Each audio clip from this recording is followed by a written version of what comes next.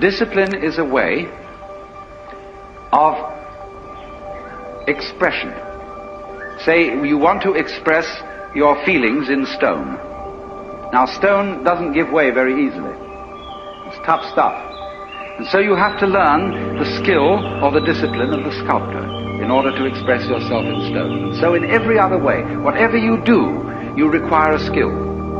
And it's enormously important, especially for American people, to understand that there is absolutely no possibility of having any pleasure in life at all without skill. Money doesn't buy pleasure. Ever. Look, if you want to get stone drunk and go out and get a bottle of bourbon and down it, you can't do that except for people who have practiced the distiller's art. You can't even make love without art. Where I live in Sausalito, we have a harbor full of ever so many pleasure craft. Motor cruisers, sailing boats, all kinds of things. And they never leave the dock. All that happens with them is their owners have cocktail parties there on Saturdays and Sundays. Because they discovered, having bought these things, that the discipline of sailing is difficult to learn and takes a lot of time. And they didn't have time for it, so they just bought the thing as a status symbol. So, in other words, you can't have pleasure in life without skill. But it isn't an unpleasant task to learn a skill.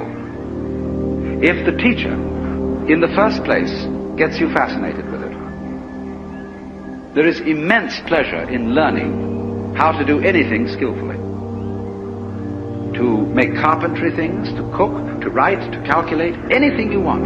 It can be immensely pleasurable to learn the discipline. And it is completely indispensable. Because look, you may be a very inspired musician. I'm not a musical technologist, you see, and I regret it, but I'm a word technologist. But I can hear in my head all kinds of symphonies and all kinds of marvelous compositions, but I don't have the technique to write them down on paper and share them with somebody else. Too bad. Maybe next time around.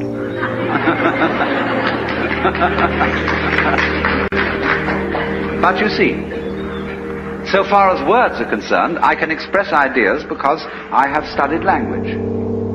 And I have worked very hard.